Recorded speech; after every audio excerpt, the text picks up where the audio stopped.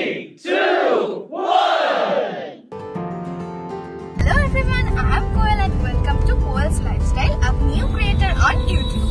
তো চলো আজকের ব্লগটা হবে একটা সংস্কৃতির ঐতিহ্যবাহী কলকাতার এক বিশেষ ভবন মেড ক্যাফে হলে আমি যাচ্ছি।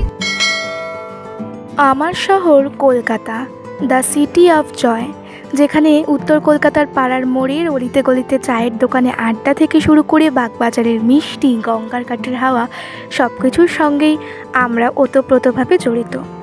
এই যে রাস্তাটা দেখতে পাচ্ছেন, এটা হচ্ছে বিবাদিবাগ অঞ্চল। মিলেনিয়াম পার্কের ঠিক বিপরীত সাইডে রয়েছে মেড ক্যাফে হল, এক ঐতিহাসিক ভবন যেখানে আপনাদেরকে আজকে নিয়ে যাব। যা যা তথ্য আছে, যা যা দেখেছি আমি, সবটাই তো আপনাদের সাথে শেয়ার করব। আর তার আগে বলি, ইতিহাস প্রেমীদের জন্য কিন্তু এটি একটি বিশেষ ভালো লাগার ভিডিও হচ্ছে। ভালো লাগলে সাবস্ক্রাইব আর কমেন্ট করে জানাবেন। কিন্তু কলকাতার বুকে অবস্থিত এই বিশেষ ভবনটি ব্রিটিশ আমলে স্থাপন করা হয়। এই ভবনটি প্রাচীন গ্রিক মন্দিরের আদলে তৈরি করা হয়েছে, যার বড় বড় পিলারগুলো দেখলে গ্রিক মন্দিরের নিদর্শন পাওয়া যাবে। তবে এটি কোনো এক মন্দির নয়, এখানে আগে ব্রিটিশদের সরকারি কাজকর্ম করা হতো। বর্তমানে যা রূপান্তরিত হয় একটি সাংস্কৃতিক কেন্দ্র ও প্রদর্শনী হিসেবে। এখানে কলকাতার ইতিহাস, ঐতিহ্য ও শিল্প নিয়েও প্রদর্শনী করা হয়ে থাকে। এক সময় এখানে ইম্পেরিয়াল লাইব্রেরি ছিল, যা বর্তমানে আমাদের কাছে ন্যাশনাল লাইব্রেরি নামে পরিচিত। মেড ক্যাফে হলটি তৈরি করা হয়েছিল 1840 থেকে 1844 সালের মধ্যে। এই ভবনের নামকরণ করা হয় লর্ড মেড ক্যাফের নাম অনুসারে, যিনি ছিলেন ভারতের তৎকালীন গভর্নর জেনারেল। এবার বলি আপনারা এখানে আসবেন কিভাবে। শিয়ালদা স্টেশন থেকে বেরিয়ে যে কোনো মিলেনিয়াম পার্কের বাস ধরে আপনারা মিলেনিয়াম পার্কে নামতে পারেন। তারপর ঠিক বিপরীত দিকেই দেখতে পাবেন এই মেড ক্যাফে হল, কিংবা ধর্মতলা থেকে খুবই কাছে এই মেড ক্যাফে হল। যতই এই হলটির ভেতরে ঢুকছি, মনে হচ্ছে যেন আমার শহরের স্মৃতি, ঐতিহ্য এগুলো সব কিছুই চোখের সামনে ভেসে উঠছে। সত্যিই তো, আজ থেকে 10 বছর পর হয়তো আধুনিকতার ছোঁয়ায় কলকাতার পুরনো দিনের বাড়িগুলি আর থাকবে না, তবে হেরিটেজ স্বীকৃতি পাওয়া বিল্ডিংগুলি বা ভবনগুলি দেখে পুরনো দিনের বাড়ির স্বাদ আমরা পেতে পারি। সিঁড়ি দিয়ে ওপরে উঠতে গিয়েই দেখতে পেলাম ভিক্টোরিয়া মেমোরিয়াল। রানী ভিক্টোরিয়ার স্মরণে এক স্মৃতিস্তম্ভ কলকাতায় আছে, আপনারা সবাই জানেন।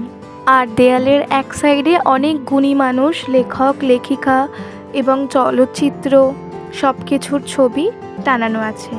আর একটু উপরে উঠে গেলেই দেখতে পাবেন আপনারা পুরনো কলকাতার ছবি, যা আমরা হয়তো দেখতে পাইনি, কিন্তু এই হলে এলে হয়তো কিছুটা আঁচ আমরা পেতে পারি। এখানে এসে বুঝতে পারলাম হয়তো অনেক কিছুই আমাদের অজানা, আমরা হয়তো আর দেখতেও পাবো না সেগুলি, কিন্তু একটা হলের মধ্যে সব কিছু সুন্দরভাবে সাজিয়ে রাখা হয়েছে।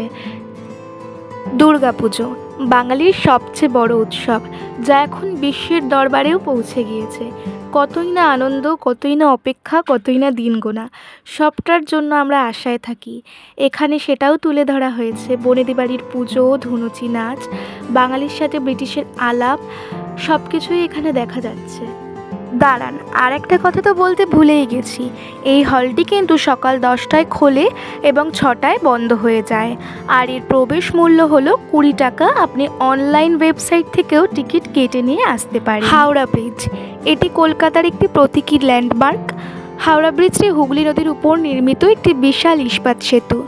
এটি বিশ্বের দীর্ঘতম ক্যান্টিলিভার সেতুগুলির মধ্যে একটি বলে বিবেচিত করা হয়, যা রবীন্দ্র সেতু নামেও পরিচিত।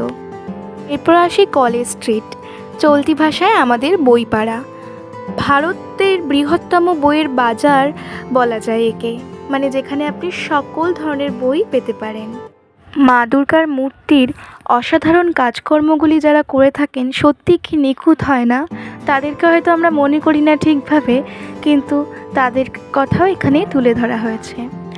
এদিকে আসি কিছু ছোট ছোট জায়গা যেগুলো অত্যন্ত বিখ্যাত। এখানে সব কিছুরই ছবি দেখানো হয়েছে। আমার এই 4র্থ নম্বর ব্লগটিতে আমি যতটা পেরেছি যা দেখেছি সব তথ্যই আপনাদেরকে বললাম।